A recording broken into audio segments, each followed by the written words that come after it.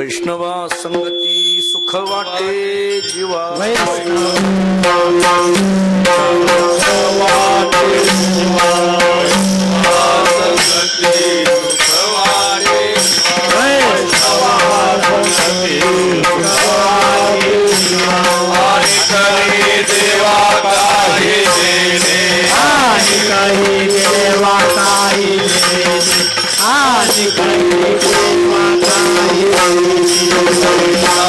संगती सुख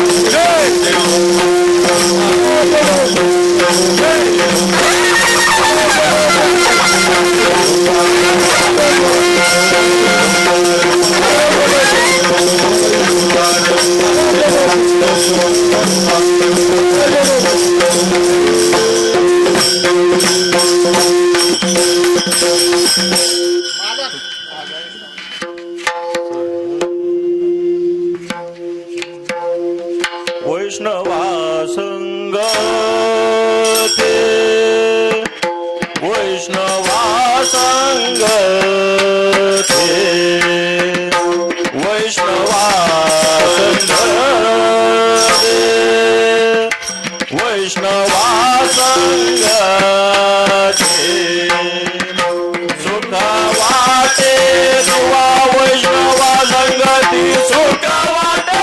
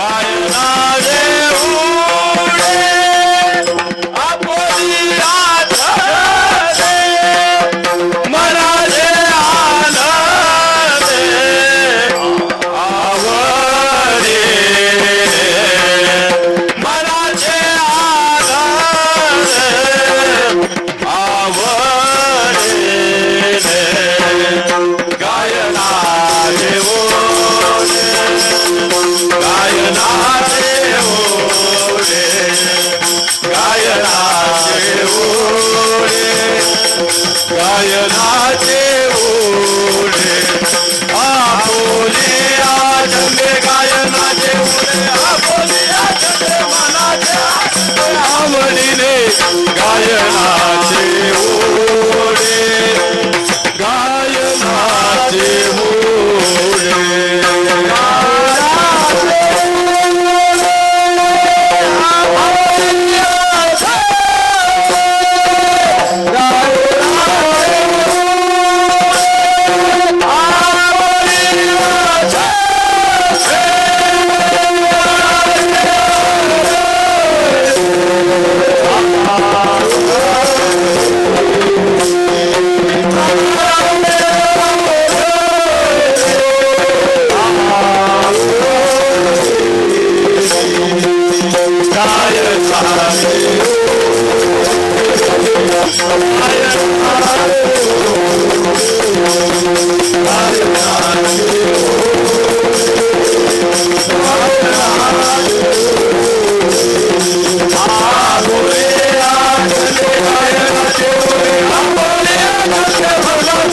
Hallelujah.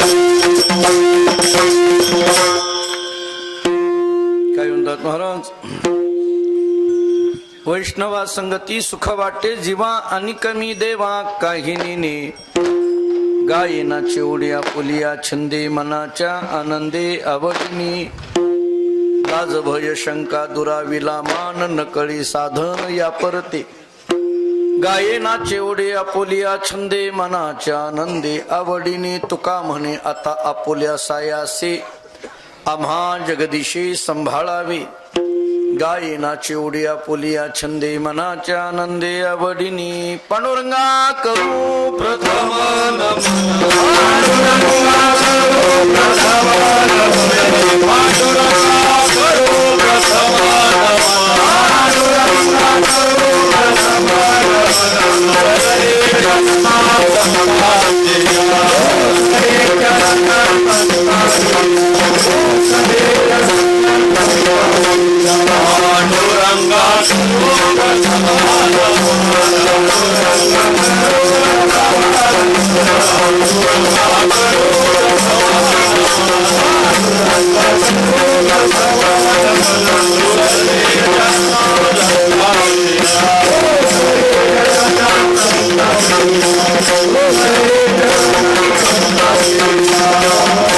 पांडुरंगा करू प्रथम नमन दुसरी चरण संताचिया त्यांच्या कृपादाने कथेचा विस्तारू बाबाजी सद्गुरुदास तुका मस्तक हे पायावरी या वारकरी संताची जेने पंढरी सारिखाची आपुला धामणगाव केला. वैकुंठाधिपती श्री विठ्ठल सखा सोयरा जोडीला. जो का भक्त विरक्त भूतळवटी विख्यात हा बोधला.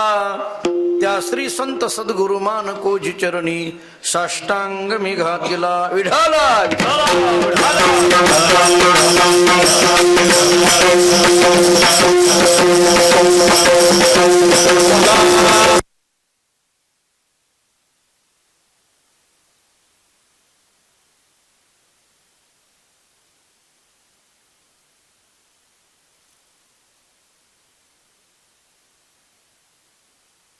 लाजत असता, गात असताना, नाचत असताना व्यवहाराच्या दृष्टीने काही लज्जा भीती, लाज भय शंका दुराविला मान कळे साधन या परते. मग देवाने विचारलं, मग तुमची आता इच्छा काय आहे? तुकाराम महाराजांनी एकच प्रार्थना सांगितली. तुका म्हणे आता आपुल्या सायासे आम्हा जगदीशे सांभाळावे. विठाला विठाला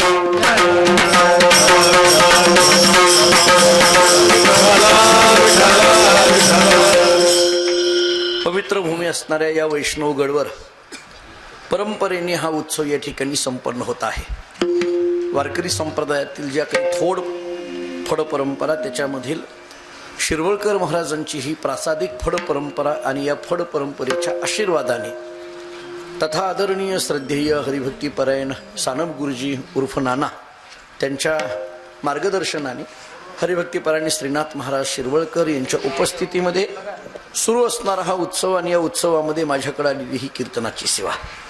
उपांत्य दिवशीचं कीर्तन आहे, ज्याला संप्रदायामध्ये जागराचं कीर्तन म्हटलं जातं. ती सेवा माझ्याकडे आहे. या अभंगातलं शेवटचं चरण तुकाराम महाराज देवाकडे एक प्रार्थनाच करतात. तुका म्हणे आता आपुल्या सायासे आम्हा जगदीशी सांभाळावे. देवा तो आमचा संभाळ कर, अशा पद्धतीची प्रार्थना या अभंगातून तुकोबाराय देवाला करतात. आणि म्हणून एका अर्थाने हा प्रार्थनेचा अभंग आहे किंवा एका अर्थाने हा मागणीचाच अभंग आहे असं म्हणायला हरकत नाही. विठ्ठल विठ्ठल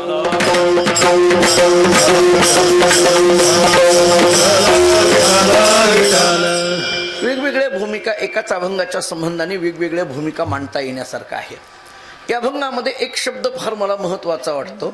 तुकाराम महाराज देवाच्या समोर उभे राहिलेत आणि देवाला सांगतात, देवा आणि कमी देवा काही नेणे. हे देवा, याच्याशिवाय मी दुसरं काही जाणत नाही. याचा अर्थ तुकाराम महाराज आपल्या अंतःकरणातल्या भावना देवाच्या समोर प्रगट करतात. जाता जाता एक वारकरी संप्रदायाचं वैशिष्ट्य सांगतो, ऐका. भगवत स्वरूपाला प्राप्त होऊन पुन्हा भगवंताच्या बरोबर बोलणं करून देणारा संप्रदाय म्हणजे वारकरी संप्रदाय. एक वारकरी संप्रदायाचं वैशिष्ट्य, भगवत स्वरूपता प्राप्त होणं वेगळं आणि भगवत स्वरूपता प्राप्त होऊनही पुन्हा भगवंताच्या बरोबर बोलणं वेगळं. ऐका, देवस्वरूपाला प्राप्त होऊन पुन्हा देवाचं भजन करणं हे ज्या संप्रदायाने जगाला शिकविलं तो वारकरी संप्रदाय. यालाच ज्ञानोत्तर प्रेमलक्षणा भक्ती म्हटलं जातं. महाराजांच्या शब्दात बोलायचं झालं तर ज्ञान गिळोनी गावा गोविंदोगा. ज्ञान गिळून भगवंताचं स्मरण करणं याला म्हटलं जाईल. या भूमिकेतून जणू काही या अभंगाची भाषा आहे असं म्हणायला हरकत नाही. तुकाराम महाराजांचा आणि देवाचा संवाद आहे. या अभंगामध्ये तुकोबरायचा देवाचा संवाद आहे. थोडक्यात एकमेकाशी बोलणं आहे. तत्वज्ञानामध्ये 3 भूमिका सांगितल्या जातात.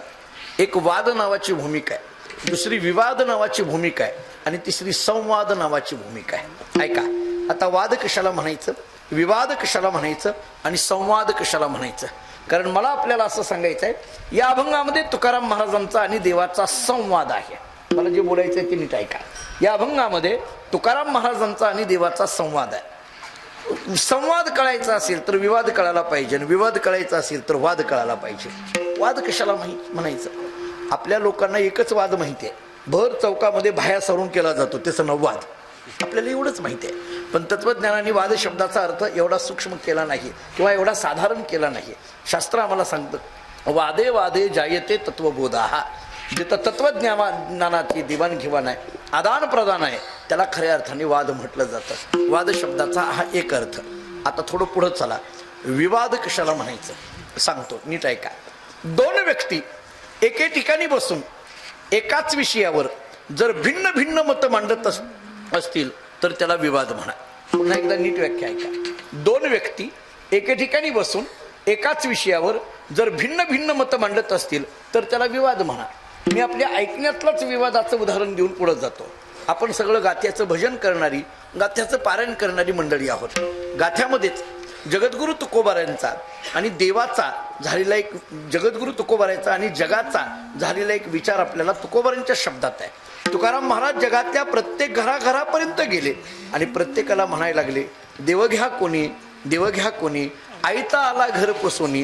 पण जगातल्या लोकांनी तुकाराम महाराजांना म्हणावं, देव न लगे, देव न लगे, साठवणीचे रुंदले जागे. ऐका, तुकाराम महाराजांनी देव घ्या म्हणावं आणि जगातल्या लोकांनी तुकाराम महाराजांना देव नको म्हणावं, यालाच म्हणायचं विवाद. विठ्ठल विठ्ठल.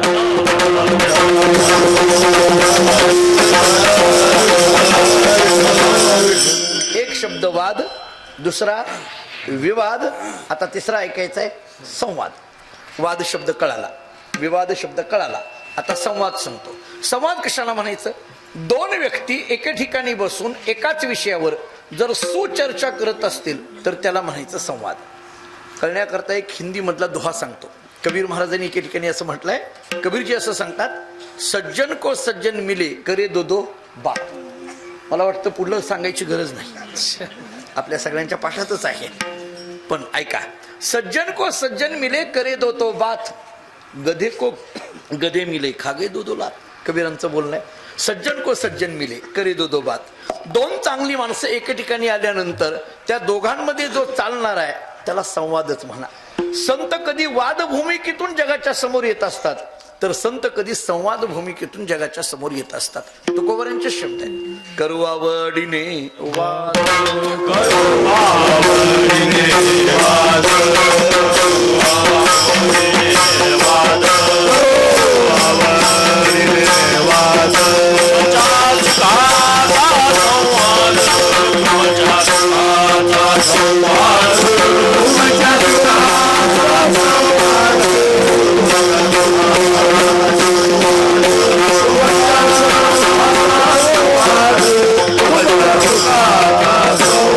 करू आवडीने वाद, तुमच्या सुखाचा संवाद, तुमच्या सुखाचा संवाद, तुमच्या सुखाचा संवाद, करू आवडीने वाद, तुमच्या सुखाचा संवाद, तुमच्या सुखाचा संवाद, तुमच्या सुखाचा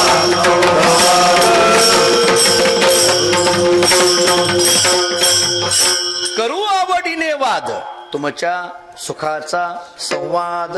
वाद आणि संवाद या भूमिकेतून संत जगाच्या समोर येत असतात. या अभंगामध्ये तुकाराम महाराजांचा आणि देवाचा संवाद आहे. आता थोडं पुढे ऐका. संवाद म्हटलं की दोघांचं बोलणं असतं, बरोबर आहे? संवाद म्हटलं की दोघांचं बोलणं.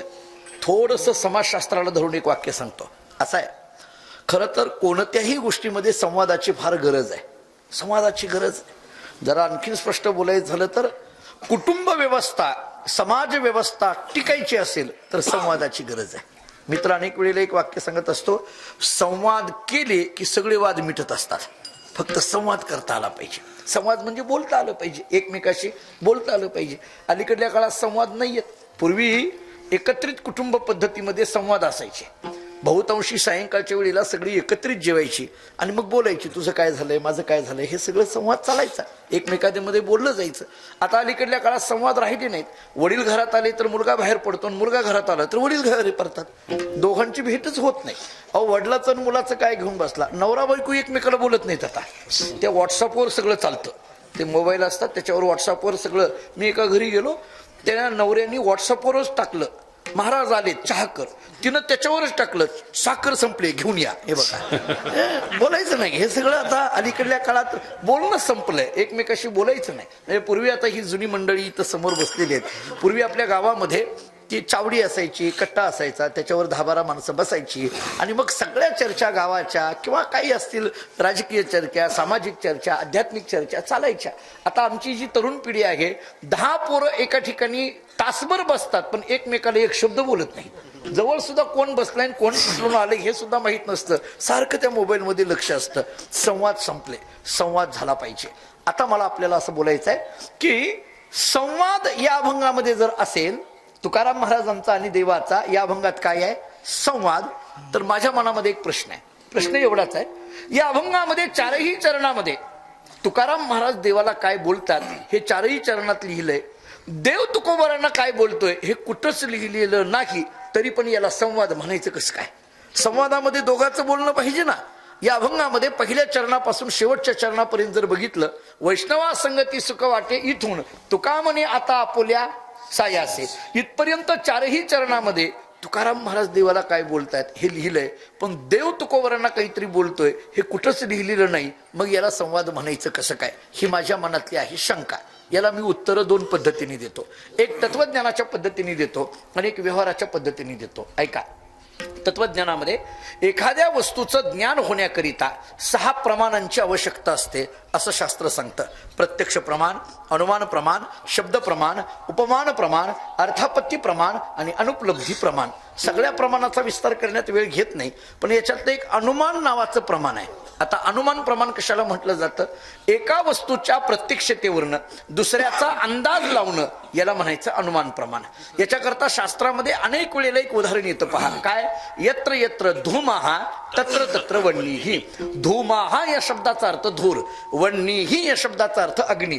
ज्या अर्थी धूर आहे त्या अर्थी अग्नी असला पाहिजे, याला अनुमान प्रमाण म्हणायचं. ज्या अर्थी डोंगरावर धूर दिसतोय त्या अर्थी तिथं अग्नी असला पाहिजे, याला अनुमान प्रमाण म्हणा. हे नाही कळलं तर दुसरं सांगतो. ज्या अर्थी टाळ वाजायला लागलेला आहे त्या अर्थी कीर्तन सुरू झालंय हे सांगायला काय ज्योतिषीची गरज आहे का? याला अनुमान प्रमाण म्हणा. ज्या अर्थी टाळ वाजतोय त्या अर्थी भजन किंवा कीर्तन सुरू झालेलं आहे.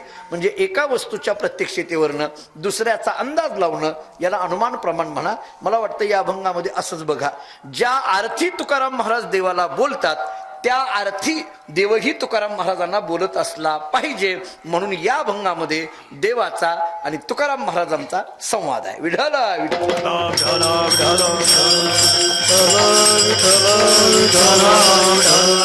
हे झालं एक उत्तर, तात्विक आहे. एक झालं. थोडं दुसरं व्यवहारिक सांगतो. समजा हे उत्तर नाही आपल्याला कळालं, मी दुसरं सांगतो. काय आहे, आपण कीर्तनाला येत असताना कुणीतरी एक मनुष्य रस्त्यावर उभा राहून बोलतोय हे आपण ऐकलं किंवा पाहिलं. काहीतरी बोलतोय, काही त्याचा विषय काहीतरी असेल किंवा कीर्तनाच्या संबंधाने असेल, काहीतरी बोलतोय. मला आपल्याला असं विचारायचं आहे, आपल्या समोर एक मनुष्य दुसऱ्या माणसाला फोनवर बोलतोय. जो मनुष्य बोलतोय तो आपण पाहिला, तो काय बोलतोय हेही आपण इकडून ऐकलं.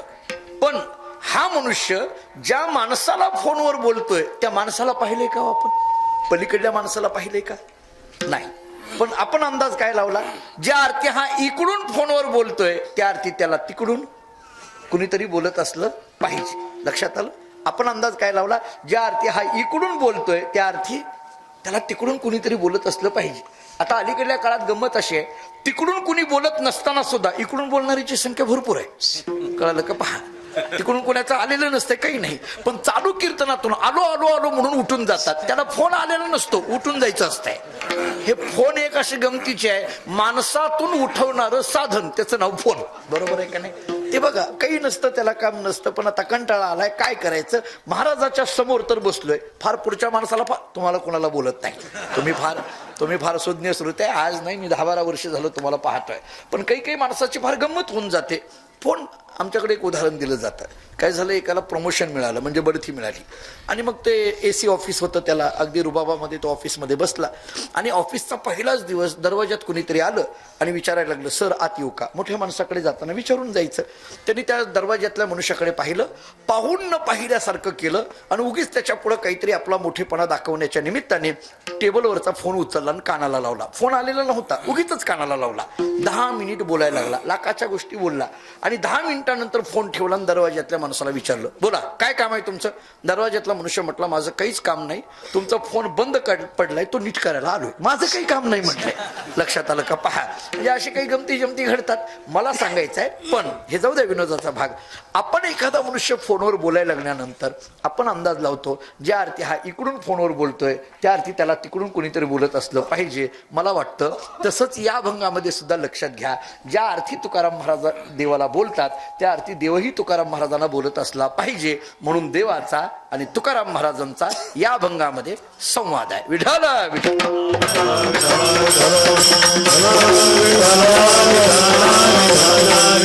ठीक आहे, इथपर्यंत आपण आलो. पण आता पुढला प्रश्न. ठीक आहे, हो, तुकाराम महाराजांचा आणि देवाचा संवाद आहे, पण कुणीतरी बसलेल्यापैकी विचारेल, हो तुकोबराय बोलतात हे कळतंय, देवही तुकोबरांना बोलत असला पाहिजे, आम्ही अंदाज लावला, मान्य आहे. पण मनात एक प्रश्न आहे, देव काय बोलत असला पाहिजे? मनात एक प्रश्न आहे. तुकोबराय काय बोलतात हे कळतंय, अभंगात शब्दांचा खिसपुडा आपल्याला पाडायचाच आहे. पण देव काय बोलतोय हे लिहिलेलं नाहीये, पण मानावं लागतं. पण उगीच मनात येतं काय बोलत असला पाहिजे. असा कोणता विषय देव तुकोबरांशी चर्चा करत असेल, काय बोलत असला पाहिजे? लिहिलेलं तर नाहीये. तत्वज्ञानामध्ये जी गोष्ट प्रत्यक्ष नसते आणि जेव्हा तिचा स्वीकार करायचा असतो त्याला अध्याहार नावाची पद्धत म्हटलं जातं. तुम्हाला तिथं प्रत्यक्ष तर नाही, पण स्वीकार तर करायचा आहे, म्हणजे तुम्हाला काहीतरी अध्याहार करावा लागेल. काय करावं लागेल ऐका. मला वाटतं तुकाराम महाराज देवाकडे गेल्यानंतर देव तुकोबरांना अगोदर काहीतरी बोललाय. तुम्ही पुन्हा विचाराल काय बोललाय. तुम्हाला सांगतो देव तुकोबरांना काय बोलत होता, जरी इथं लिहिलेलं नसलं मला माहिती आहे. देव काय बोलत होते मला माहिती आहे. मी सांगतो तुम्हाला. मला का माहिती आहे, कारण मी देवाच्याच गावाहून आलोय आज. मला माहित आहे, मी पंढरपूरला आलोय. पांडुरंगाने जाताना सांगितलं हे मी बोलत होतो, जाऊन सांग, म्हणून सांगायला लागलो तुम्हाला. बोलत होता काय सांगतो ऐका. असं झालं असेल, थोडंसं चरित्रात या. आपण तुकोबरांची पायिक मंडळी आहोत सगळी. जगद्गुरु तुकोबराय पंढरपूरला आले, चंद्रभागेचं स्नान केलं, प्रदक्षिणा केली. राऊळामध्ये दर्शनाला रांग लागलेली होती, त्या रांगेत उभा राहिले, देवाच्या जवळ गेले, देवाच्या पाया पडले. पुढे निघणार तेवढ्यात पांडुरंगाने तुकोबरांकडे पाहिलं आणि तुकोबरांना सांगितलं, तुकोबराय तुम्ही जरा थांबा. तुकोबरांनी सांगितलं, देवा दर्शन झाले, मला जाऊ दे. नाही नाही थांबा. काय करू थांबून, माझं काम आहे, थांबा म्हटले. थांबले एका कोपऱ्यात. एक बाकीची लोक चालत होती, दर्शन घेत होती. देव मधून मधून तुकोबरांकडे पाहत होते. एक तासावर नंतर तुकोबरांनी विचारलं, देवा जाऊ का? नाही नाही थांबा. आणखीन एका तासाने विचारलं, जाऊ का? नाही नाही थांबा. आणखीन एका तासाने विचारलं, जाऊ का? नाही नाही थांबा. मला कधी कधी हे चरित्र वाचताना आश्चर्य वाटतं. तुकाराम महाराज देवाच्या दर्शनाला जातात आणि भगवान पांडुरंग परमात्मा तुकोबरांना काय म्हणतात? थांबा. तुकोबरांना देव काय म्हणतात? थांबा. आपण पांडुरंगाच्या दर्शनाला गेल्यानंतर तिथले पोलीस काय म्हणतात आपल्यालाच माहित असू द्या, न सांगितलेलं बरं. परवा श्रीनाथ महाराजांना विचारा, परवा माघवारीमध्ये ते मंदिर समितीने जाहीर केलं की 1 मिनिटामध्ये 45 लोकांचं दर्शन होतं म्हणे. म्हणजे 1.25 सेकंदही देवाच्या समोर उभा राहता येत नाही. म्हणजे आपण चालत नसतो, आपण चालविले जात असतो. बरोबर आहे की नाही? आपल्याला चालायची गरज नाही, ते ढकलून आपोआप जातं. आपण त्याला गरजच नाही. इतकी तिथं काही असते, ते पोलीस आपल्याला थांबू देत नाही, असं वडतात, घेऊन जातात. पण तुकोबराय गेली 3 तास झालं देवाच्या समोर आहेत आणि देव पुन्हा पुन्हा तुकोबरांना थांबा म्हणतोय. थोडस त्राग्याने तुकोबरांनी विचारलं, जरा रागवूनच, देवा मी मगापासून विचारतोय जाऊ का जाऊ का, तू पुन्हा म्हणतोय थांबा थांबा थांबा. देवा तुला झालंय तरी काय आज? बरं काय बोलायचं ते बोलतही नाहीये, फक्त माझ्या चेहऱ्याकडे बघतोय. देवा काय झालंय, बोलायचं असलं बोल, नाहीतर मला जाऊ दे. मलाही पुष्कळ काही काम आहेत, मला देऊला जायचंय, मला पण माझी पूजा अर्चा राहिली आहे देऊची, सगळं तिथलं मंदिरातल्या निविधी राहिलाय, काय करू इथं उभारून म्हटलंय. हा देवाच्या लक्षात आलं, हे जरा रागावलेत. देवाने सांगितलं, तुकोबराय मी तुमच्या चेहऱ्याकडे बघतोय, फक्त काही बोलत नाही, त्याचं कारण आहे. म्हणजे काय कारण आहे? देवाने विचारलं, तुकोबराय तुम्हाला इथं आल्यानंतर कसं वाटलं? म्हटले झाले समाधान, दुसरं काय वाटायचंय असं.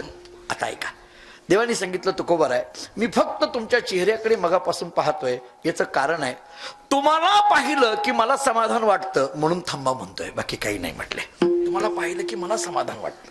मी हे जेव्हा चरित्र वाचतो तेव्हा मला आश्चर्य वाटतं. माझा एकच युक्तिवाद आहे, जर तुकाराम महाराजांना पाहिल्यानंतर देवाला समाधान वाटत असेल तर तुकोबराय किती समाधानात असतील याचा विचार करा. नाही पटला हा युक्तिवाद दुसरा देतो. ज्ञानोबराय तुकोबरायचं नाव घेणारे आम्ही सामान्य महाराज मंडळी, आम्ही आता सगळी जी महाराज कीर्तनकार प्रवचनकार मंडळी, आम्ही ज्ञानोबराय तुकोबरायचं नाव घेणारे आम्ही सामान्य महाराज मंडळी.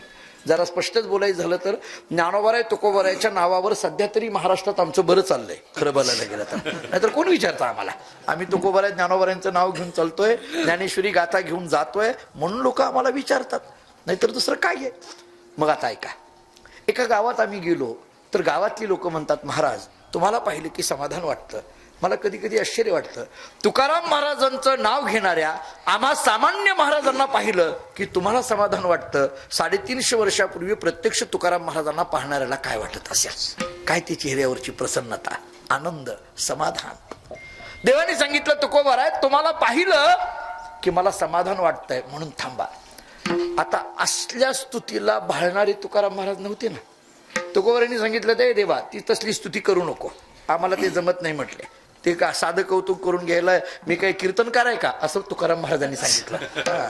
आम्हाला ते भरपूर लागते महाराज. अगोदर 5-10 मिनिटं आमच्याबद्दल बोलावं लागतंय, नंतर कुणीतरी येऊन 5-10 मिनिटं बोलावं लागतंय, तरच आम्ही तारीख देतो. इतकं सगळं असेल तर.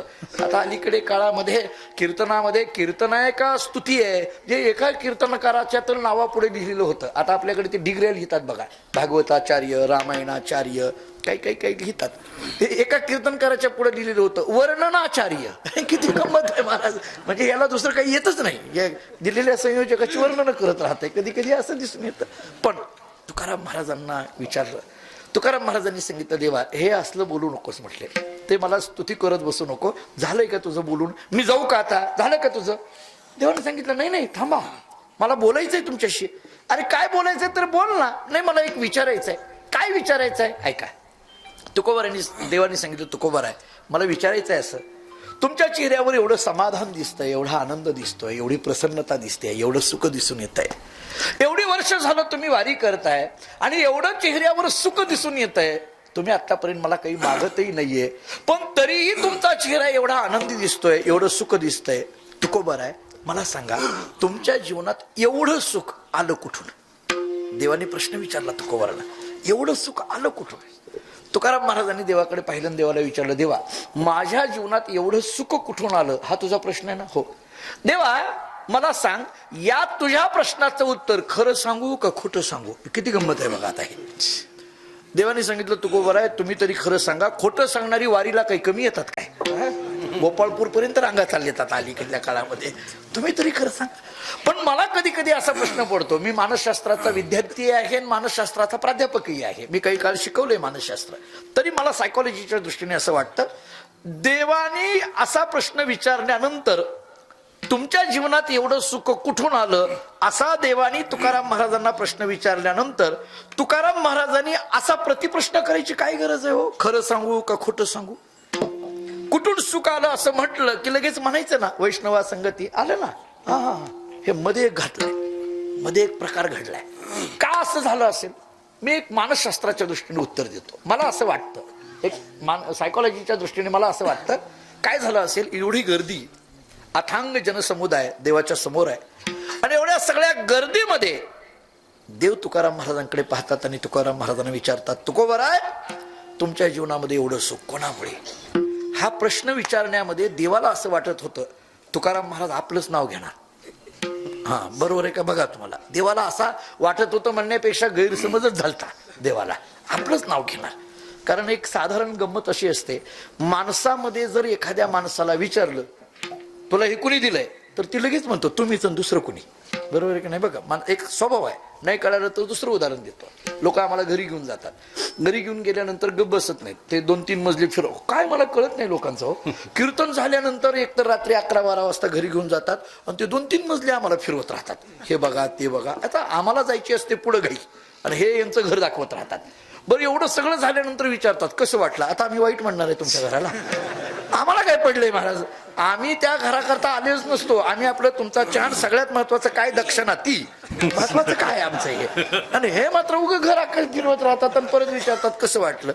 तर मग ते माणसाने सगळं घर दाखवलं मला आणि ते सगळं बघितलं. म्हणतो म्हटलं महाराज कसं काय काय? मी म्हटलं अरे वा खूप छान घर आहे. म्हटलं असं घरच नाही, तुमच्या प्रयत्नाला यशाला अमुक तमुक मी त्याचं कौतुक केलं.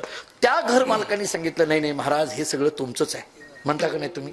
खरं सांगू का, हे तेवढ्या पुरतंच असतं, खरं नसतं हे उगं तेवढ्या पुरतं. फक्त आम्हा महाराज लोकांना कळालं पाहिजे हे तेवढ्या पुरतं आहे, तुमचंच आहे. आपण बोलताना काय म्हणतो, हे सगळं तुमचंच आहे, हे तुमचंच आहे. तसं सगळ्या गर्दीमध्ये देवाने तुकाराम महाराजांना विचारलं, तुमच्या जीवनात एवढं सुख कुणामुळे? देवाला असं वाटत होतं तुकोबाराय आपलंच नाव घेतील. देवा तुझ्यामुळे. हा झालेला गैरसमज दूर करण्याकरता तुकाराम महाराज विचारतात, खरं सांगू का खोटं सांगू? देवाने सांगितलं खरं सांगा. तुकोबारांनी सांगितलं, देवा नाराज होऊ नको ना? नाही नाही. मग सांगू खरं? हो. मग नीट ऐक, आमच्या जीवनात एवढं सुख कोणामुळे? अभंगाचं पहिलं चरण महाराज. वैष्णवा संगती सुख वाटे जीवा, वैष्णवा संगती सुख वाटे जीवा, वैष्णवा संगती सुख वाटे जीवा, वैष्णवा संगती सुख वाटे देवा, आदि गमे देवा काही ने काही ने काही ने काही ने गायनाचे उडे आपोले आनंदे, गायनाचे उडे आपोले आनंदे, अनेक मी देवा काही ने काही ने काही ने काही ने गायनाचे उडे आपोले आनंदे, गायनाचे उडे आपोले आनंदे, वैष्णवा संगते वैष्णवा संगते वैष्णवा संगते सुख वाटे देवा, वैष्णवा संगते वैष्णवा संगते वैष्णवा संगते सुख वाटे देवा, वैष्णवा संगते वैष्णवा संगते वैष्णवा संगते सुख वाटे देवा, वैष्णवा संगते वैष्णवा संगते वैष्णवा संगते सुख वाटे देवा, हे आणि गमी देवा काही ने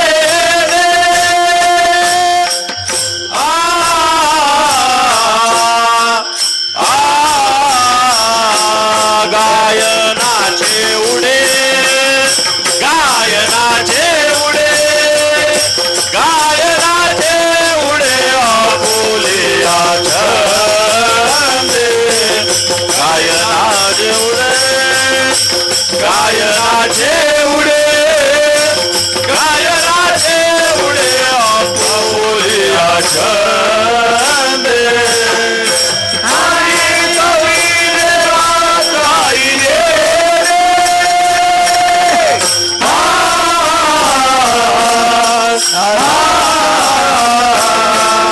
गायनाचे उडे गायनाचे गायनाचे उडे आपोले आनंदे, गायनाचे उडे गायनाचे उडे गायनाचे उडे गायनाचे उडे आपोले आनंदे. जगद्गुरु श्री संत तुकोबाराय देवाला सांगतात, देवा आमच्या जीवनामध्ये जे सुख झालं ते कोणामुळे? वैष्णवा संगती सुख वाटे जीवा, वैष्णवाच्या संगतीमध्ये आम्हाला सुख वाटायला लागलं. अभंगाच्या पहिल्या चरणातला पहिला शब्द आहे वैष्णव. हे वैष्णव नेमकं कुणाला म्हणायचं? वैष्णव वैष्णव या शब्दाचा अर्थ काय? उगी गमतीने सांगतो, जे जे वैष्णव गडावरते ते वैष्णव असं म्हणायला हरकत नाही, कारण आपण सगळेजण वैष्णव गडावरची असणारी सगळी आहोत. म्हणून वैष्णव एक शब्दाचा ढोबळ अर्थ. आता थोडे वेगळे अर्थ सांगतो, ऐका. वैष्णव शब्दाचा अर्थ काय? तुकाराम महाराजांनी वैष्णवाचा जो धर्म सांगितला तोच वैष्णव शब्दाचा तत्वज्ञानातून अर्थ आहे. विष्णुमय जग वैष्णवांचा धर्म भेदाभेद भ्रम अमंगळ. विष्णुमय जग अशी स्थिती ज्यांची झालेली आहे त्याला म्हणा वैष्णव. थोडासा वेदांतातून अर्थ आहे पण फार महत्वपूर्ण आहे. विष्णुमय जग या शब्दाचा अर्थ चराचरामध्ये परमात्मा भरलेला आहे अशा अवस्थेमध्ये जे पोहोचलेले आहेत त्यांना म्हणा वैष्णव. उदाहरणं द्यायची झाली तर ज्ञानोबाराय रेड्यामध्ये देव पाहतात, ज्ञानदेव म्हणे तोही माझा आत्मा. नामदेवराय कुत्र्यामध्ये देव पाहतात, एकनाथ महाराज गाढवामध्ये देव पाहतात, तुकाराम महाराज पाखरामध्ये देव पाहतात. मी ज्या परंपरेत आहे माणकोजी बोधले महाराज, मी अनेक पिढीला चरित्र आपल्याला सांगितलेलंच आहे. माणकोजी बोधले महाराज आमचे मूळ पुरुष धामणगावामध्ये बार्शी तालुक्यात शेतामध्ये गेले. देगलेबरोबर त्यांनी 2 साप बघितले. तीच विठ्ठल रुक्मिणी अशी श्रद्धा निर्माण झाली. ते 2 साप उचलले, डोक्यावर घेतले आणि देवघरात आणून ठेवले विठ्ठल रुक्मिणी म्हणून. त्यांच्या बायकोचं नाव होतं ममताई. ती काही कामानिमित्त देवघरात येते, पाहते तर भले मोठेच्या मोठे साप. मोठीने ओरडायला लागली, कोणाला तरी बोलवा. महाराज धावत आले आणि विचारायला लागले, काय ममता काय झालं?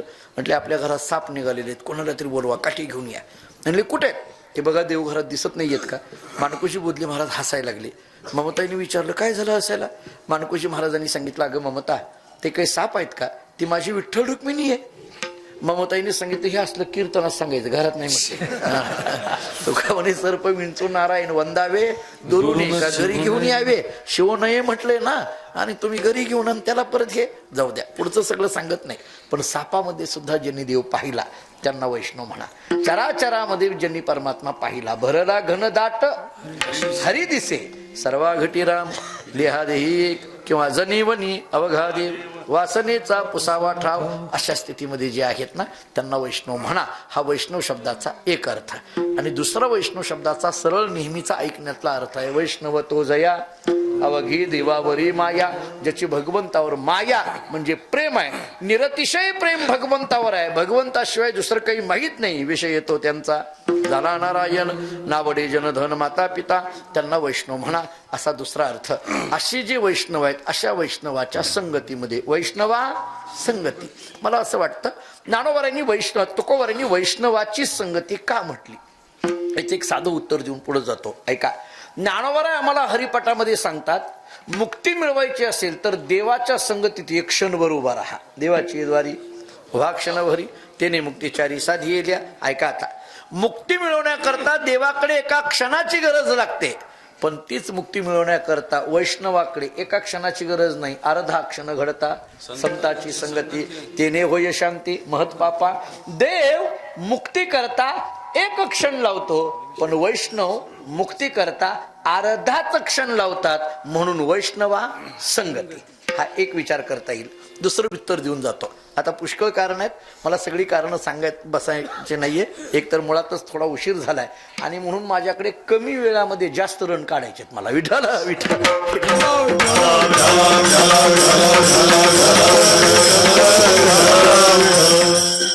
आणि सगळंच याच कीर्तनात सांगावं असं काही नियम नाही. कारण आता परत म्हणजे मी आणखीन इथून माघारी जायचोय, मग फेटा बांधतानाच या सगळ्यांनी सांगितलं पुढल्या वर्षीचा जागर. म्हणजे आणखीन बाहेर तर जाऊ द्या, पटलंय का न पटलंय जरा चर्चा करा, जमतंय का न जमतंय जरा विचार करा. कधी कधी मगच मला गुरुजींनी सांगितलं ही सगळी संयोजक श्रीनाथ महाराज मग म्हणले असो. मला सगळे धावते मुद्दे सांगत पुढे जातो. वैष्णवा संगती याच्यातला एक मुद्दा माझा संपला. अर्ध्याच क्षणात मुक्ती मिळते, वैष्णवा संगती. आणखीन एक सांगतो.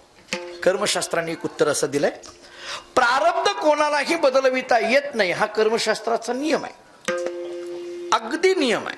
याच्यात कसलाही बदल होत नाही. प्रारब्ध कोणालाही बदलविता येत नाही. जे आपल्या प्रारब्धात आहे ते होणार म्हणजे होणारच. बघा, कसलंच बदलता येत नाही असा कर्मशास्त्राचा नियम आहे. पण सांगू तुम्हाला, प्रारब्धच बदलविण्याचं सामर्थ्य ज्यांच्यात आहे ते वैष्णव आहेत, म्हणून वैष्णवा संगती. प्रारब्ध कोणालाही बदलविता येत नाही हा नियम जरी असला तरी प्रारब्ध बदलविण्याचं सामर्थ्य ज्यांच्यात आहेत ते वैष्णव आहेत, वैष्णवा संगती. पुष्कळ उदाहरण आहेत, प्रमाण पुष्कळ आहेत, फक्त त्याचा एक उल्लेख करत पुढे जातो.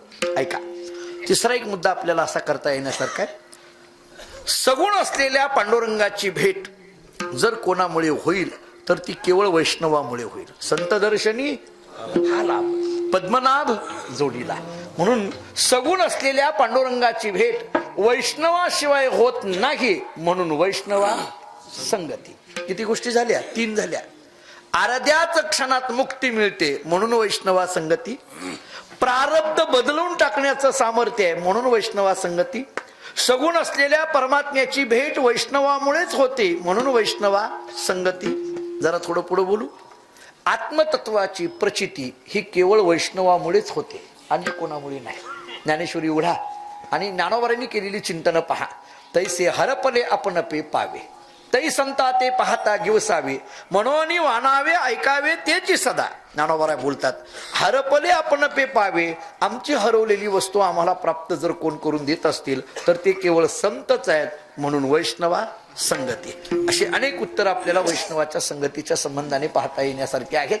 महाराजांना विचारलं, हे सगळं बाजूला ठेवा, यश्चावत जीवाला ज्या सुखाची अपेक्षा आहे ते सुख केवळ वैष्णवाच्या संगतीत मिळतं. याचं कारण असं आहे, कारण सुख राहायलाच त्यांच्या जवळ जात आहे. ऐका, आपण सुखाला शोधतो. मी एक गमतीने वाक्य सांगू. यश्चावत माणसाची अपेक्षा नाही, आपला शोधच कशा करता चाललाय हो? सुखा करता. आपली धडपड सुखा करता. आपण सुखाला शोधतो आणि सुख संतांना शोधत आहे. ऐका, आपण सुख मिळावं याच्याकरता धडपड करतो आणि सुख संतांचा संग मिळावा याच्याकरता धडपड करतं. कारण सुख एक हेची ठाई, बहुपायी संताच्या सुख या संत समागमी, नित्य दुनावी दुय्या नामी, दहन होते सकळ कर्मे, सर्व काळ प्रेमी डुलत असो. महाराज सांगतात, वैष्णवाच्या संगतीत का? कारण सुख वाटे जीवा. सुख जर कुठं मिळत असेल तर ते केवळ वैष्णवाच्या संगतीमध्ये.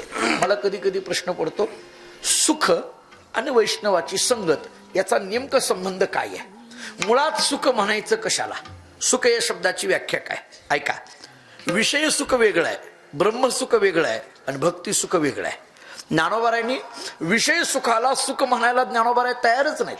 म्हणून विषय भोगी जे सुख, साध्यंतची जाण दुःख, परी काय की जे मूर्ख न सेविता न सरे, किंवा विषयाचे समसुख, बेगडाची बाहुली, आबराची सावली जाईल राया.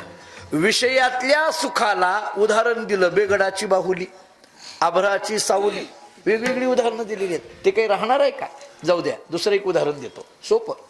उन्हाळ्याचे दिवस आहेत आणि एक उंदीर उन्हाळ्यामध्ये असा रस्त्यावरून पळायला लागला. लाही लाही त्याच्या अंगाची झाली. त्याला वाटायला लागलं कुठेतरी सावली भेटावी, सावली भेटावी. नेमकं एका ठिकाणी त्याला सावली दिसली आणि ते उंदीर त्या सावलीला जाऊन असं बसलं. उन्हाळ्यामध्ये उंदराला सावली मिळणं हे सुखाचं का दुःखाचं? उन्हाळ्यामध्ये उंदराला सावली मिळणं सुखाचं का दुःखाचं? सुखाचं. त्याला सुख वाटायला लागलं, त्याला बरं वाटायला लागलं. त्या उंदराने विचार केला, सावली तरी कशाची आहे बघावं. पाठीमागं वळून बघितलं तर सापाची. आता बरं वाटेल का? मला सांगा, उंदराला सावली भेटणं हे सुखाचं आहे, पण ती सापाची आहे हे मात्र दुःखाचं आहे. म्हणजे या सुखाने जन्म कशाला दिलाय? दुःखाला. बघा, या सुखाने जन्म दिला दुःखाला. हे जर नाही उदाहरण कळालं, दुसरं देतो. दुसरं उदाहरण असं आहे, आपण आता सगळी प्रापंचिक माणसं आहे. मला सांगा, आपल्या घरामध्ये लाईट असणं सुखाचं का दुःखाचं? फ्रीज असणं सुखाचं का दुःखाचं? फॅन असणं सुखाचं का दुःखाचं? 1 महिन्यानंतर MECBचं बिल येणं सुखाचं का दुःखाचं? बघा, आपल्याला लाईट पाहिजे, फॅन पाहिजे, पण बिल आलं नाही पाहिजे. बघा, आपला स्वभाव असा आहे, आपण महाराष्ट्रीयन माणसं अशी गमतीची आहोत. आपल्याला लाईट पाहिजे, फॅन पाहिजे, फ्रीज पाहिजे, पण बिल आलं नाही पाहिजे. जरा सांगू, गावामध्ये सुद्धा काही काही माणसं अशी असतात, तुम्हाला बिल येऊ द्यायचं नाही अशी व्यवस्था करणारी असतात. अवतारी पुरुष असतात महाराज. अवतार तुम्हा धरा या कारण, त्याच कारणाकरता आलेली असतात. ते म्हणतात, फक्त मला 100 दे, तुझा महिना फुकट टिकाला म्हणून कळालं, काळजी करू नको. काही काही असतात ते, त्यांना ते जमतं, कुठं आकडा टाकायचा, काय करायचं ते त्यांना माहित असतं. आपल्याला लाईट हवी आहे पण बिल नको आहे. पण प्रपंचातलं सुख हे दुःखाला जन्म देत आहे. एक मुद्दा विषय सुखाचा आहे. ऐका, दुसरा मुद्दा आहे ब्रह्मसुखाचा. याला ज्ञानोबारांनी उत्तर असं दिलंय, किंबहुना सोये जीव आत्मयाची लागे आणि ते जे होये तया नाम सुख. ज्ञानोबाराय सांगतात. आता हे पुष्कळ विस्तार आहे. सोये होये ही जी भाषा वापरली, जीव आत्मयाची लागे, जीव न राहता जीव ब्रह्मस्वरूपाला प्राप्त होणं, या ठिकाणी आलेली जी सुखाची अनुभूती आहे त्याला ब्रह्मसुख असं म्हटलं जातं. एक प्रकार विषय सुखाचा आणि दुसरा प्रकार ब्रह्मसुखाचा आणि तिसरा प्रकार आहे भक्ती सुखाचा. हे भक्ती सुख कशाला म्हणायचं? ऐका, पांडुरंगाचं वर्णन करताना असं केलंय, सुखरूप ऐसा दुजा कोण सांगा. आणि त्याच पांडुरंगाबद्दल महाराजांचे शब्द आहेत, या सुखाकारणे देव वेडावला. एकीकडे सुखरूप म्हणायचं आणि दुसरीकडे या सुखाकारणे वेढावला म्हणायचं. या म्हणजे कोणत्या, तर त्याचं नाव आहे भक्ती सुख. दुसरं प्रमाण देतो, संताची सुख झाले या देवा मनोनी सेवा करी त्यांची. संतांच्या संगतीमध्ये देवाला जे सुख होतं ते भक्ती सुख आहे. संतांच्या संगतीमध्ये दहावे चाले मागे मागे कितीतरी प्रमाण आपल्या समोर येता येण्यासारखे. एकनाथ महाराजांच्या घरी भगवंतानी 36 वर्ष कामं केली. सगळ्यांना चरित्र माहिती आहे. सकाळची वेळ गंध उघडण्याचं काम देवानी करावं, तो गंध घ्यायचा एकनाथ महाराजांना द्यायचा, एकनाथ महाराजांनी तो गंध घ्यायचा आणि देवघरातल्या देवाला लावायचा. दिलाय देवाने, लावताय देवाला. आहे का नाही गंमत? बघा तुम्ही या भागामध्ये धाराशिव भागामध्ये जर आला असाल, तेर नावाचं गाव आहे बघा, गोरोबा काकाचं. तुम्ही कधी गेलाय का नाही मला माहित नाही, पण तेर फार गोड भूमी आहे. तेरला गोरोबा काकांच्या बाबतीत चरित्रात उल्लेख असा केला जातो, काकांचे दोन्ही हात तुटले. कसे तुटले, का तुटले सांगण्यात वेळ घेत नाही. ही बातमी पांडुरंगाला कळाली. पांडुरंगाने विचार केला, काकांचे दोन्ही हात तुटले, मडकी कशी बनवणार? काका हात तुटले ना. पण काकांना वाटायला लागलं भजन कसं करणार. किती गंमत आहे पहा. काका देवाच्या भजनाची चिंता करतात आणि देव काकाच्या मडक्याची चिंता करतो. काकांना तो का म्हणे घालू त्यावरी भार. तेव्हा होतं काकांना वाटायला लागलं काय करावं काय करावं, भजन कसं करायचं. देवाला वाटायला लागलं काय करावं, ही मडकी कशी बनवणार. देवाच्या मनात आलं कोणाला तरी कुंभार म्हणून पाठवू नोकर तिथं मडकी बनवण्याकरता. देवाने विचार केला कोणाला पाठवायचं. देवाने विचार केला दुसऱ्या कोणाला पाठवण्यापेक्षा आपल्याला काय काम आहे, आपणच जाऊ. देवाने कुंभाराचे कपडे घातले आणि देव कुंभार झाले, निघाले. देव कुंभार होऊन निघाले खरं, पण कुंभाराला महत्व कधी गाढव पाहिजे की बरोबर, ज्याच्या त्याची साहित्य पाहिजेच ते. आता देवाने विचार केला गाढव कुणाला करायचं. आणि असं इकडं तिकडं बघता बघता गरुडाकडे बघितलं. गरुडाकडे पाहिल्याबरोबर गरुडाच्या लक्षात आलं बहुतेक नंबर आपलाच आहे म्हटले. आता देवाने सांगितलं गरुडा गाढव व्हायचं आहे, आज्ञापालन सेवकाचा धर्म. देव कोण झाले? कुंभार. गरुड कोण झालं? गाढव. आता निघणार तेवढ्यात देवाच्या लक्षात आलं मी कुंभार झालो, गरुडाला गाढव केलं. पण त्या गाढवावर माती टाकल्यानंतर त्या गाढवाच्या पाठीमागं कोण लागते? कुंभाराची बायको. त्या गाढवाच्या पाठीमागं कोण लागते? बायको लागते. बायको असल्याशिवाय गाढवा हाकली जात नाहीत ना.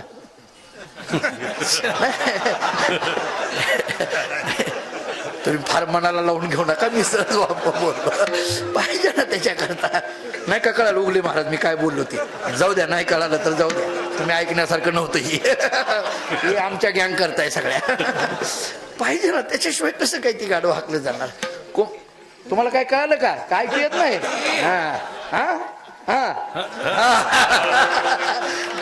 सानम गुरुजीने ही एका मापात आहे जाता. अण्णा आमचे मारुती अण्णा कधीपासून महाराज काय ही माणसं एक एक एक एक माणसं काय. मी अनेक वेळेला बोललो श्रीनाथ महाराजांना. मी मागे एकदा अण्णांचा सत्कार करताना बोललो होतो. बंडू आठवते का बघ. मी अण्णांचा सत्कार मारुती भाऊचा सत्कार करताना बोललो होतो, महाराष्ट्रातल्या सगळ्या चोपदारांना जर ट्रेनिंग द्यायचं ठरवलं तर त्याची योजना मारुती अण्णाला करावं लागेल म्हटलं. का काय चोपदार असतो, चोपदाराचे धर्म काय असतात, चोपदारकी करावी कशी असते आणि चोपदाराची कर्तव्य काय आहेत, ही अशी जुनी माणसं आहेत. म्हणून फळं आहेत आणि संप्रदाय आहे. विठ्ठल विठ्ठल.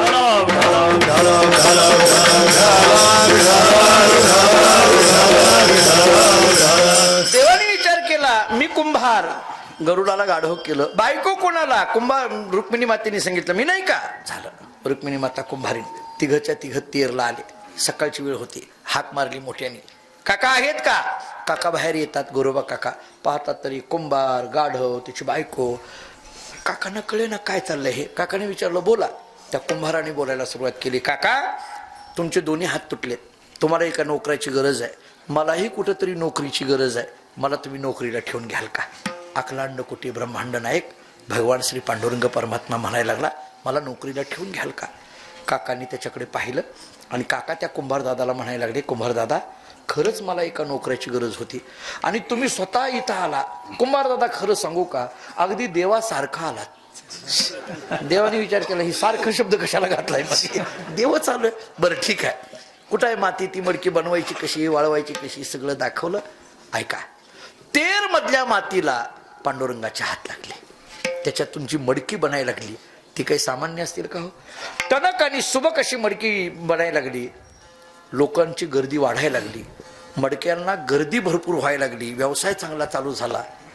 काही काही जवळची माणसं गोरोबा काकांच्या जवळ जाऊन म्हणायला लागली, काका तुमचे हात तुटल्यानंतर खरंच आम्हाला चिंता होती मडकी कोण बनवणार, पण तुमच्याकडे जो नोकर आहे ना तो चांगली मडकी बनवतो. एकाने तर सांगितलं, काका राग वाटून घेऊ नका, तुमच्यापेक्षा सुद्धा तुमचा नोकर चांगली मडकी बनवतो. आता हा नोकर काही सामान्य आहे का? एक युक्तिवाद करू का? इथं इतकी मडकी चांगली चांगली बनवली, त्या मडक्याचं काय घेऊन बसला महाराज? हे बघा ना सगळी मडकी कशी आहेत, त्या मातीच्या मडक्याचं काय झालं? गर्दी वाढायला लागली, आनंद वाटत होता. आळंदीपर्यंत बातमी गेली. मुक्ताबाईंनी सांगितलं ज्ञानोबारायांना, दादा एक काम करू म्हटले. म्हटले काय? अगोदर तेरला जाऊ आणि मग पंढरपूरला जाऊ. म्हटले ठीक आहे. हे चौघं भावंड निवृत्तीनाथ महाराज, ज्ञानेश्वर महाराज, सोपान काका, मुक्ताबाई चौघं भावंड तेरला आले. गोरोबा काकाच्या अंगणात आले. पांडुरंगाने पाहिलं. पांडुरंगाने गरुडाला सांगितलं, आपलं गवाळ गुंडाळा पंढरपूर घाटा. म्हटले आपल्याला ओळखणारी माणसं आली. आळंदीची माणसं फार हुशार, तेव्हापासूनच हुशार महाराज, मी तुम्हाला म्हणतोय. सुरेंद्रजी महाराज आहेत की हुशार महाराज आळंदीचे. ज्ञानोबा आहे, मुक्ताबाई शी सगळे आलेले. पांडुरंगाने सांगितलं, चला आपलं गवाळ गुंडाळा. मुक्ताबाई येते. गोरोबा काकाची ती दोन्ही हात तुटलेले पाहते आणि म्हणते, काका का मनस्ताप करून घ्यायचा? दोन्ही हात तुटले, मडकी कशी बनवणार? मडकी नाही बनवता आली, प्रपंच कसा होणार? आणि प्रपंच नाही नीट करता आला, परमार्थ कसा करणार? शब्द आहे का? आमचे गुरुजी, आमचे मी ज्यांच्याकडे शिकलो, नाथ महाराजांना माहिती आहे, गुरु रे भाऊ, पाठशाळेमध्ये असताना हरिभाऊ महाराज पाटील, आम्ही त्यांना प्रेमाने भाऊ म्हणायचं. आपल्याला माहिती आहे स्वामी, भाऊ फार गोड बोलायचे. भाऊनी मला एकदा असं सांगितलं बोलता बोलता, भाऊ म्हटले, अरे ज्याला व्यवहार कळतो त्याला परमार्थ कळतो, ज्याला व्यवहारच कळत नाही त्याला परमार्थ काय कळेल? म्हटले कैमुतिक ज्ञानी बोलायचे. तसं प्रपंच करता आला पाहिजे ना. मगाशी आपण नानांचं वर्णन करत होतो, सानप गुरुजींचं, गुरुजींबद्दल बोलत होतो, नानांबद्दल आपण मगाशी सगळी चर्चा आपण व्यासपीठावर केली की नानांनी अगोदर आपल्या वारकऱ्याचा प्रपंच नीट केला आणि मग परमार्थाची धडे त्यांच्या अंतःकरणामध्ये दिले. कारण प्रपंच आपला नीट झाला पाहिजे ना, प्रपंचाच्या व्यवस्थितपणा आपल्याकडे आला पाहिजे ना. तसं मुक्ताबाईंनी सांगितलं, काका तुमची मडकी जर नीट बनत नसतील तर प्रपंच कसा चालणार आणि मग तुम्हाला परमार्थ करायचं कसं काय जमणार? काकांनी सांगितलं, मुक्ते काळजी करू नको, माझ्यापेक्षा एक नोकर माझ्याकडे चांगला आलाय आणि चांगली मडकी बनवतोय. म्हटले असं हाक मारा बरं त्या तुमच्या नोकराला, कुंभाराला. काकाने हाका मारायला सुरुवात केली. ओ कुंभार दादा, ओ कुंभार दादा. कुंभार दादा पंढरपूरला. कुठे आहेत कुंभार दादा? तेरमधून कुठूनच आवाज येईना.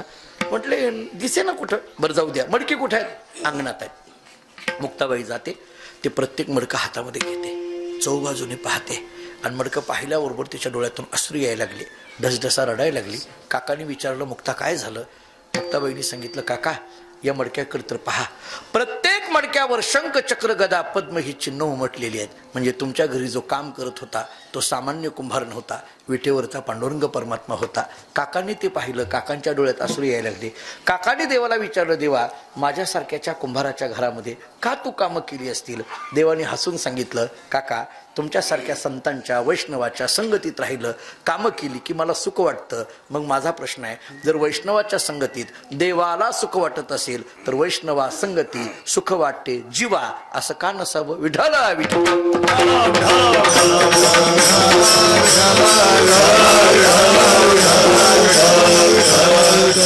वैष्णवा संगती सुख वाटे जीवा आणि कमी देवा काही नेनी.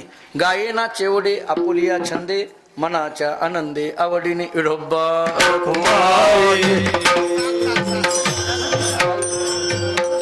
हो मधली ताल द्यायची आहे मग. उंबरखेड आम्हाला वाटतं शेवटच आहे डायरेक्ट. उशीर झाला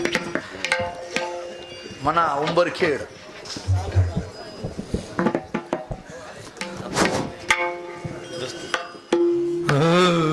हरी हरी.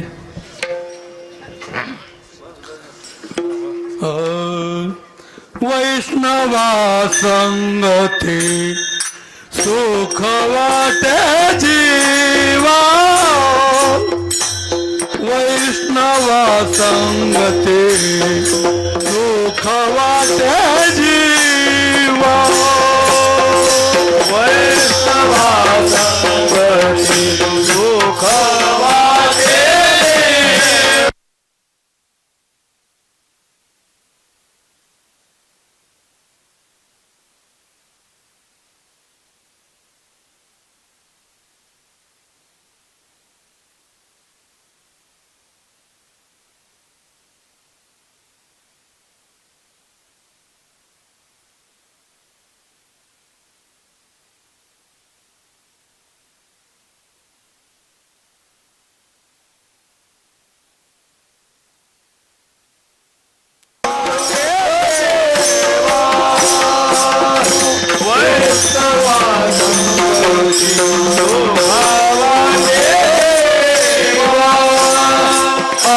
आणि कमी देवा काही देण आणि कमी देवा काही देण आणि कमी देवा काही देण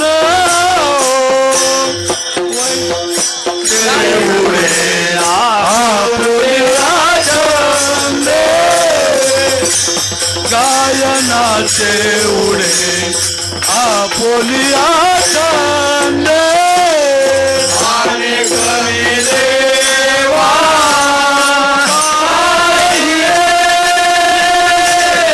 आणि कमी देवा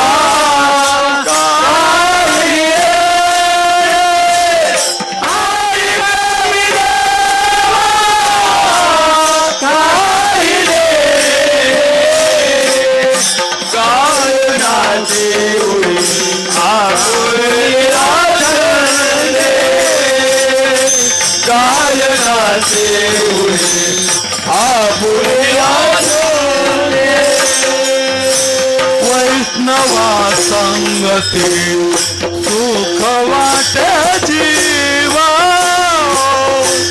वैष्णवा संगती सुख वाटे जीवा वैष्णवा संगती सुख वाटे जीवा वैष्णवा संगती सुख वाटे जीवा वैष्णवा संगती सुख वाटे जीवा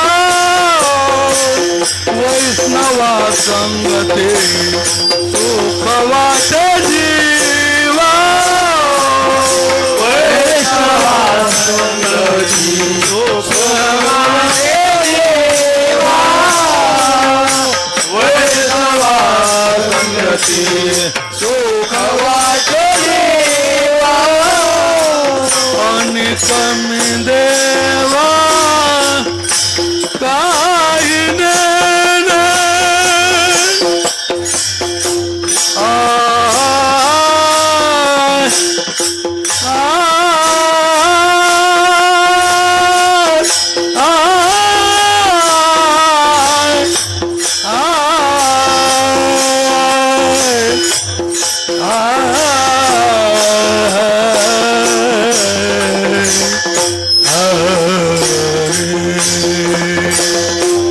आणि कमी देवा काही देण आणि कमी देवा काही देण गायनाचे उडे आपोलिया छंदे गायनाचे उडे आपोलिया छंदे आणि कमी देवा काय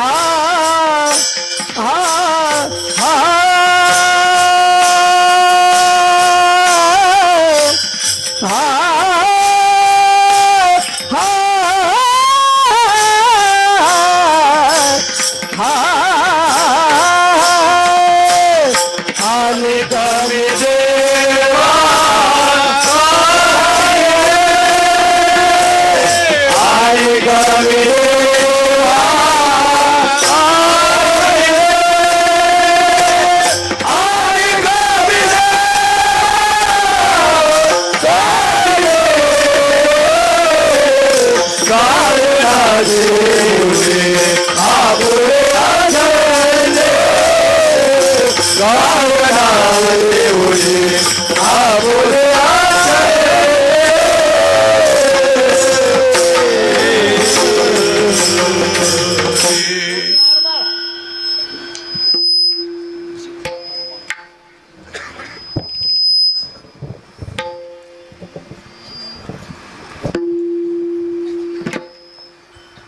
गायनाचे उडे आपुलिया छंदे गायनाचे उडे आपुलिया छंदे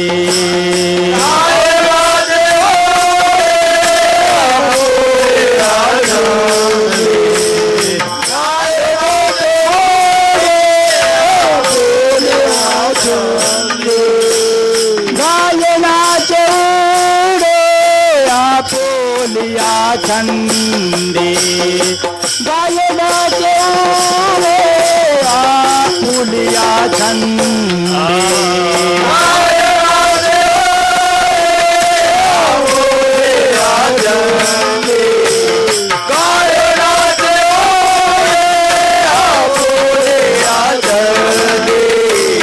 मनाची आनंद आवडीने मनाची आनंद आवडीने आवडीने गायनाचे उडे आपुलिया छंदे गायनाचे उडे आपुलिया छंदे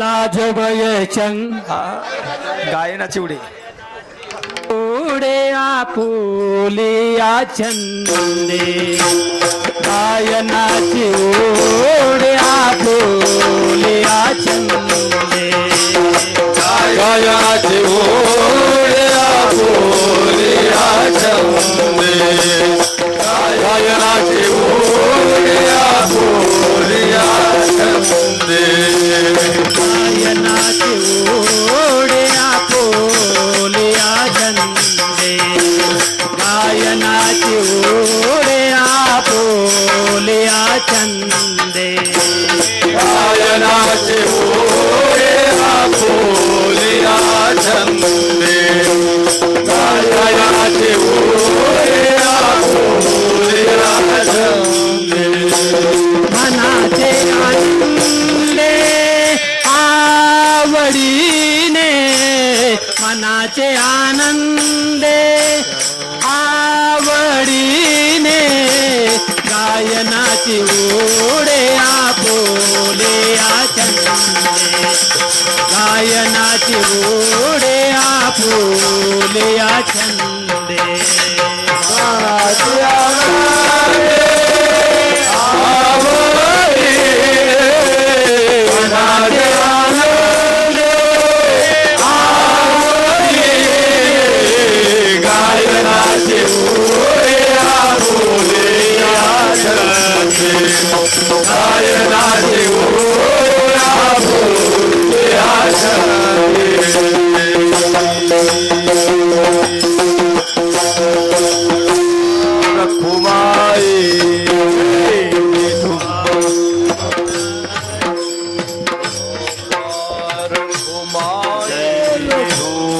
ताळी वाजवा बसलेली ताळी वाजवा जय जय धोबार खुमाई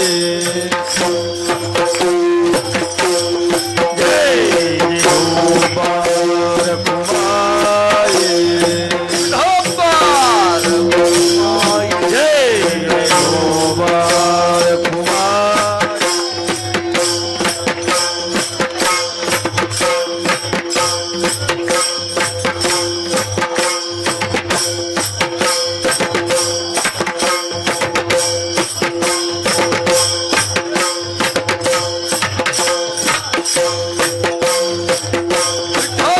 रखुमाई बोला पुंडली कवरद हरी विठ्ठल श्रीधार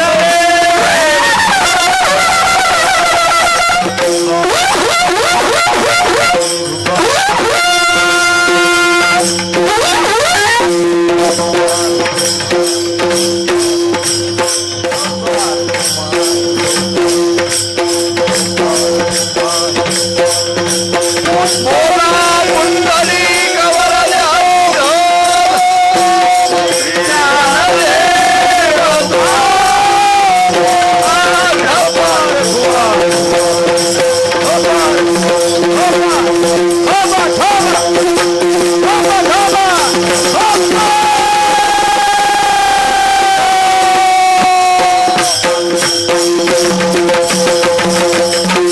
वैष्णवा संगती सुख वाटे जीवा आणि कमी देवा काही नेने गायनाचे उड्या पोलिया छंदे मनाच्या आनंदी आवडीने अभंगाच्या पहिल्या चरणामधला थोडासा विस्तार आपण करून आलो.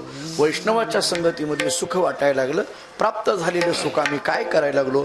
महाराज सांगतात गाये नाचे उडे आपोलिया छंदे या सुखाचा आम्ही आनंद घ्यायला लागलो आणि इतरांनाही द्यावं लागलो.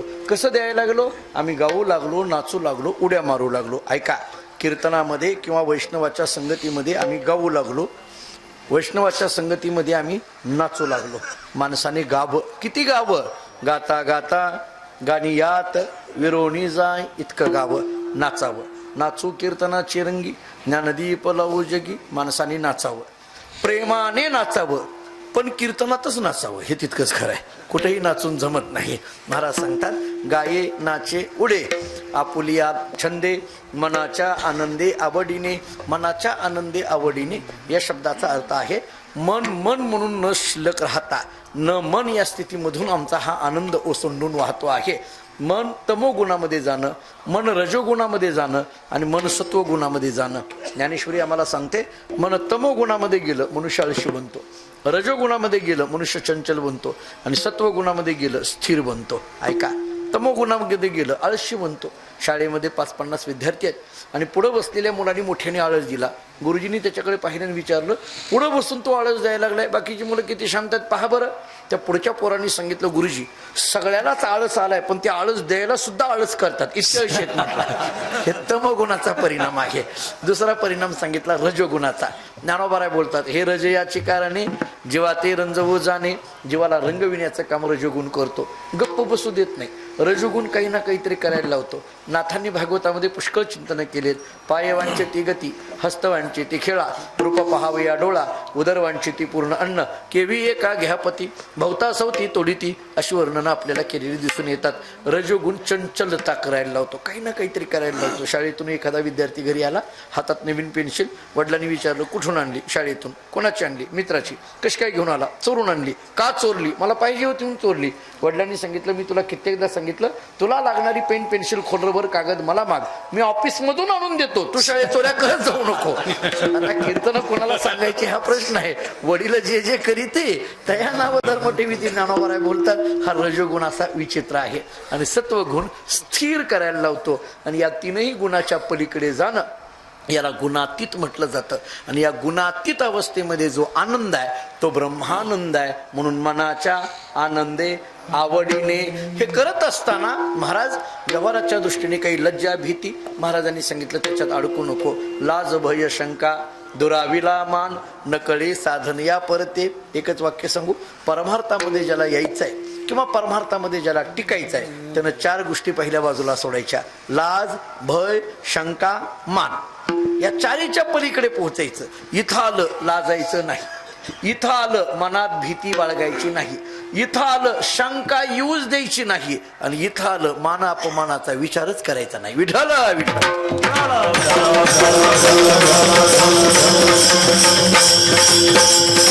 म्हणून लाज भय शंका दुराविला मान नकळे साधन या परते. तुकाराम महाराज देवाला बोलत होते, देवाने तुकाराम महाराजांना मध्ये थांबवलं. तुकोबरांना विचारलं, तुकोबराय, वैष्णवाच्या संगतीमध्ये सुख वाटायला लागलं, वैष्णवाच्या संगतीमध्ये गाऊ लागला, नाचू लागला, वैष्णवाच्या संगतीमध्ये लाज भय शंकेच्या पलीकडे पोहोचला. एवढं सगळं जर वैष्णवाच्या संगतीत तुम्हाला मिळालं असेल, माझं काही काम आहे का नाही? का मी उगीच उभा राहिलो का इथं? मी काय करायचं? तुकाराम महाराजांनी सांगितलं, देवा तू काय करायचं सांगू? हे सगळं मिळालं ते सांभाळायचं काम तू करायचं म्हणले. तू का म्हणे, आता आपुल्या सायासे शेवटच्या चरणामध्ये आम्हा जगदीशे सांभाळावे. थोडं तत्वज्ञानातून बोलू. मिळणं सोपं आहे, सांभाळणं कठीण आहे. बघा, याला योगक्षेम म्हणतात. अप्राप्तसे प्राप्तिर्योग तस्य रक्षणं क्षेम. अप्राप्त वस्तू प्राप्त होणं योग आहे आणि प्राप्त झालेली वस्तू टिकणं क्षेम आहे. त्यामुळे मी म्हटलं, मिळणं सोपं आहे पण टिकणं कठीण आहे. बरोबर आहे की नाही? पहा, नाही पटलं तर उदाहरण देऊ. माळ घालणं सोपं आहे, आता पुढलं बोलायची गरज नाही. टिकणं कठीण आहे महाराज. परमार्थामध्ये कीर्तनात येऊन बसणं सोपं आहे, पण 2 तास टिकणं कठीण आहे की. माणसं काही 2 तास बसतात का? तशी स्थिती आहे. म्हणून टिकण्याला महत्व आहे आणि ते टिकविण्याच्या दृष्टीने प्रार्थनाच महत्वाची असते. शेवटच्या चरणात महाराज देवाकडे प्रार्थना करतात. तुका म्हणे, आता आपुल्या सायासे आम्हा जगदीशे सांभाळावे. या बदल्यात आम्ही काय करू? गायनाचे ओढे आपुलिया छंदे मनाच्या आनंदे आवडीने ज्ञानेश्वर ज्ञानोबा माऊली तुकाराम, ज्ञानोबा माऊली, जय ज्ञानोबा माऊली तुकाराम, ज्ञानोबा माऊली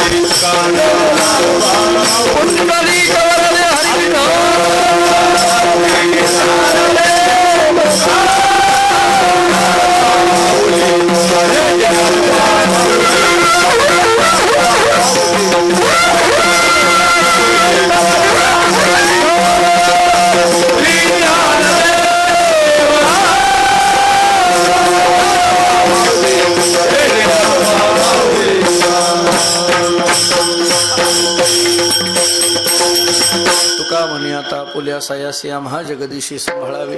गायनाचे ओढे आपुलिया छंदे मनाच्या आनंदी आवडीने. असो झालेली सेवा पांडुरंगाच्या चरणी, ज्ञानेश्वर महाराज तुकाराम महाराजांच्या चरणी ही सेवा समर्पित करतो. वारकरी संप्रदायातील थोर परंपरा शिरवळकर महाराजांच्या फड परंपरेतून वैष्णवगडावर हा उत्सव या ठिकाणी प्रतिवार्षिक या पद्धतीने या ठिकाणी संपन्न होतोय. आदरणीय श्रद्धेय सानप गुरुजी उर्फ नानांच्या मार्गदर्शनामध्ये आणि त्यांच्याच प्रेरणेने हरिभक्तीपरायण शिरवळकर महाराज, श्रीनाथ महाराज यांच्या उपस्थितीमध्ये, भागवत महाराज यांच्या उपस्थितीमध्ये थांबा उठू नका या ठिकाणी संपन्न. आज एवढ्या मोठ्या संख्येने आपण या उत्सवावर आणि या गडावर या ठिकाणी प्रेम करतो आहोत. मी मगाशीच बोलून गेलो नानांच्या सत्कारामध्ये की वैष्णवगड हा भविष्यामध्ये वारकरी संप्रदायातलं एक मुख्य केंद्र बनू पाहत आहे. मुख्य केंद्र का? कारण ज्या पद्धतीने आळंदी हे क्षेत्र आहे, देहू हे क्षेत्र आहे, पैठण हे क्षेत्र आहे, त्याच पद्धतीने धर्तीवर वैष्णवगड हे एक पद्धतीचं क्षेत्र आहे. अशा पद्धतीचे एक वातावरण किंवा पावित्र्यता आज या वैष्णवगडावर हळूहळू निर्माण होते. त्याला कारण आपण सगळीजण आहात. आपण या गडावर प्रेम करता किंवा या परंपरेवर प्रेम करता, नानांवर प्रेम करता, म्हणून एवढ्या मोठ्या संख्येने आपण इथं उपस्थित आहात. हे अनेक वर्ष झालं या उत्सवामध्ये आहे. आता ही सगळी जुनी मंडळी सगळी ओळखीची आहेत.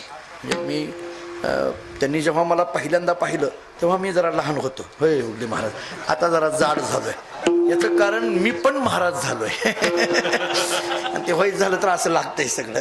कारण मी खूप लहान, म्हणजे दादांबरोबर इथं माझे वडील तर येतच होते, पण शिरवळकर दादांनी खूप प्रेम केलं महाराज. मी अनेक वेळेला यांना सगळ्यांना सांगत असतो, या दोन्ही भावांवर जितकं त्यांनी पुत्र म्हणून प्रेम केलं, थोडं काकणभर अधिकच आमच्या सारख्यांवर त्यांनी प्रेम केलं. खूप प्रेम. म्हणजे अगदी आम्ही इथं 7-7 दिवस राहायचो. अशा पद्धतीचं एक वातावरण त्यांच्या तपस्येला हे निर्माण झाले म्हणायला हरकत नाही. नानांनी केलेले कष्ट आणि तुम्ही सगळ्यांनी दिलेलं सहकार्य, याच्यातून गड हा या ठिकाणी उभा राहिलेला आहे. या गडाची सेवा अखंड आपल्या सगळ्यांकडून घडावी एवढी भावना या ठिकाणी व्यक्त करतो. झालेली सेवा ज्ञानोबाराय तुकोबार यांच्या चरणी, शिरवळकर महाराजांच्या परंपरेच्या चरणी आणि मी ज्या परंपरेत जन्माला आलेलो आहे त्या माणकोजी बुदली महाराजांच्या चरणी सेवा समर्पित करतो. परंपरेच्या नियमाप्रमाणे तुकाराम तुकाराम भजन होईल. मी अलीकडल्या काळामध्ये आमच्या परंपरेतून मानकोजी भोदराजी एक भजन चालू केलेलं आहे. आपलं तुकाराम तुकाराम झाल्यावर एक अर्धा मिनिट चालेल का? परवानगी असेल तर. नाही, मालकांची परवानगी घेतो की. तर अगोदर तुकाराम तुकाराम भजन होईल, लगेच एक अर्धाच मिनिट, आणि मग नंतर ज्या पद्धतीने संयोजक सूचना करतील तशा पद्धतीने सांगता या ठिकाणी होईल. तुकाराम तुकाराम तुकाराम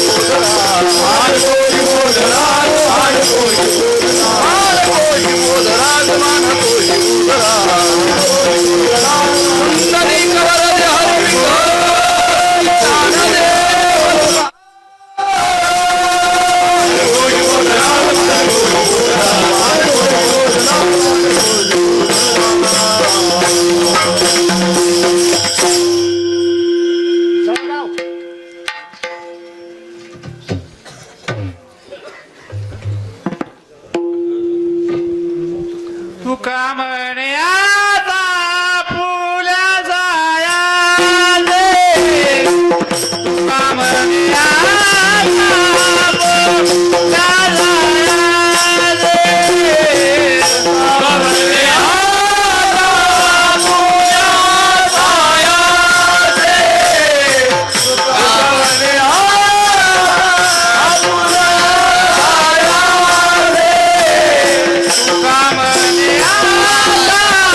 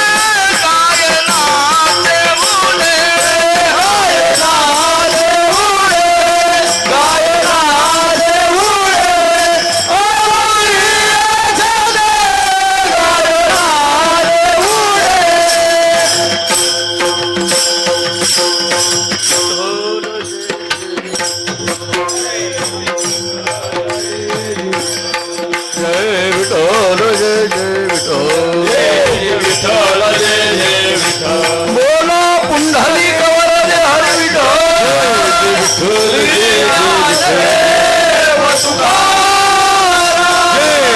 विठ्ठल जय विठ्ठल जय जय विठ्ठल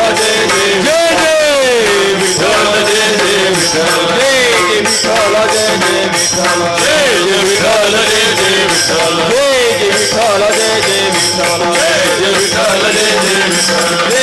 विठ्ठल जय जय विठ्ठल जय विठ्ठल जय जय विठ्ठल जय जय विठ्ठल जय विठ्ठल जय जय विठ्ठल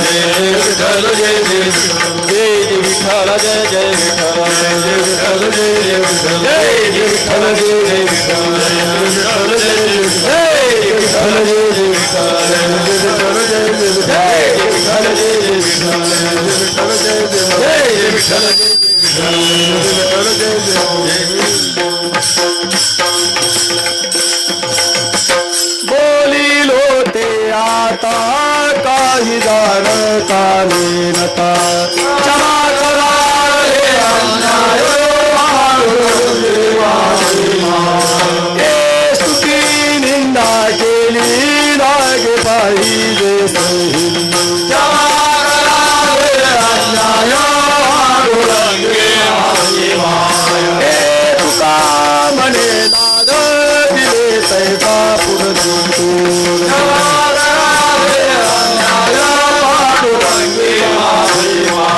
ज्ञानदेव तुकारा